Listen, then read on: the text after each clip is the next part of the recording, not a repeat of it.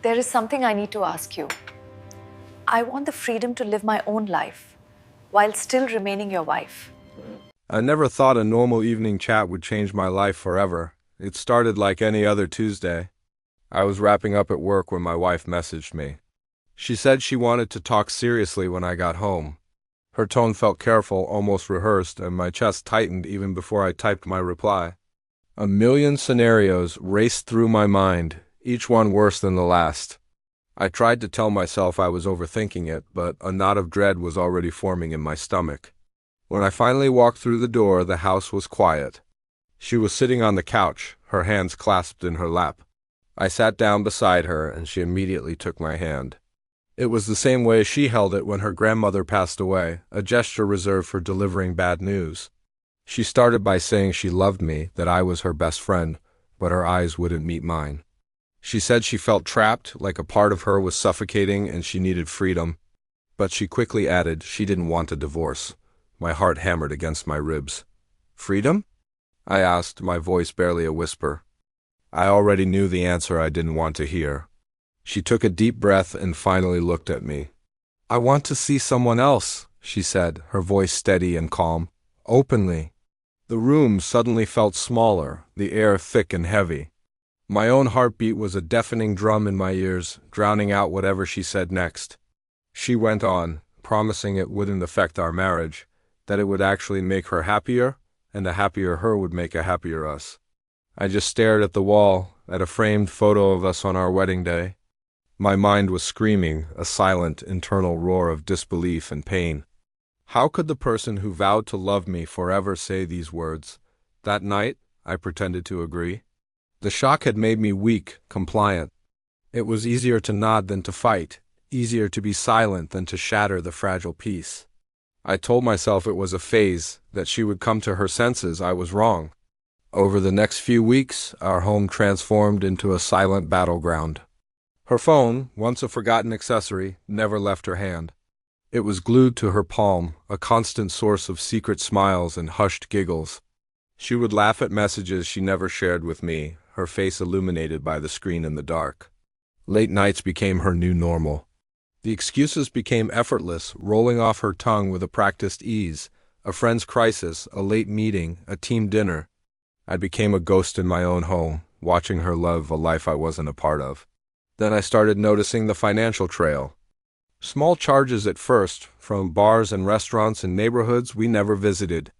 Then larger ones, a weekend hotel booking, a purchase from a jewelry store, all on our joint account. The evidence was piling up, a cruel testament to my denial. One evening, my curiosity finally won its long war with my fear. She had left her phone unlocked on the nightstand while she showered. My hands trembled as I picked it up, and there it was. A chat thread with a man named Victor. The name burned itself into my memory.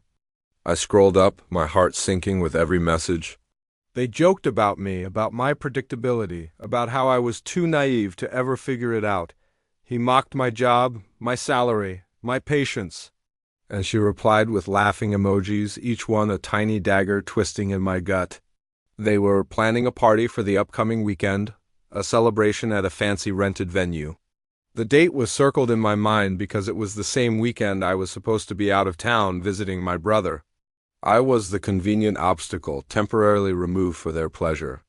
I closed the phone, placed it back on the nightstand exactly as I'd found it, and went to the kitchen to get a glass of water. When she came out of the shower, I smiled at her. A genuine, calm smile. It was in that moment that something inside me shifted.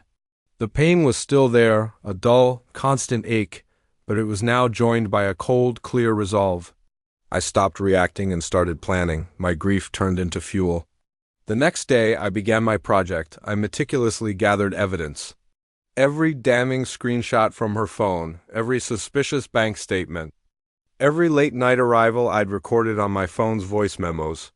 I contacted a top divorce lawyer who listened patiently and then gave me a precise set of instructions. I followed every single one to the letter. I learned that silence is a much sharper weapon than anger. I continued to play the part of the oblivious, supportive husband. I even asked her about her plans for the party, feigning innocent curiosity. She told me it was a girls' night out, and I wished her a wonderful time. The day of the party arrived. She kissed me goodbye with a confidence that was almost insulting. She truly believed I was on a train to my brother's house, a 5-hour journey away. Instead, I drove to the venue, parking across the street where I had a clear view of the entrance. I watched as her friends arrived, dressed in their finest, laughing and hugging. Then a sleek sports car pulled up. Victor stepped out, looking smug and proud. He opened the passenger door for my wife, and she emerged, beaming. He wrapped his arm around her waist, and they walked in together, the picture of a happy couple. I waited. I let them settle in, let the music reach its peak, let the room fill with laughter and champagne. Then, when the energy was at its highest, I made my entrance. I had taken the time to dress better than I ever had before. In a tailored suit I'd bought just for this occasion, I walked in calmly. The first person to see me was one of her friends, whose jaw dropped, then another. The whispers spread like wildfire until she finally turned and saw me standing there. Her radiant smile vanished, replaced by a mask of pure shock and horror. Victor, however, just laughed. He clearly thought I was a lost guest or perhaps part of the entertainment. He was about to make a joke when I calmly walked past him to the large projector screen at the front of the room, a screen I had taken the liberty of reserving with the venue manager earlier that day. I connected my phone. The screen flickered to life. The first image was a screenshot of their chat, the one where they mocked my salary. The room fell utterly silent, the only sound being the collective gasp of the guests. I cycled through the evidence, their romantic photos, the hotel receipts, the voice notes of her lying to me about her whereabouts. Her friends, the ones she had arrived with, stared at her as if she were a complete stranger.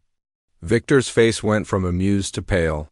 He tried to speak, to offer some pathetic defense, but at that exact moment the main door opened again. Standing there was his wife, her face a storm of fury. I had forwarded her a copy of all the evidence just minutes before I walked in. Chaos erupted. Truths collided in a spectacular public display. Accusations flew, tears were shed, and friendships shattered right there on the dance floor. Through it all, I remained silent. I walked over to my wife, who was now frozen in place. Without raising my voice, I simply handed her the divorce papers my lawyer had prepared.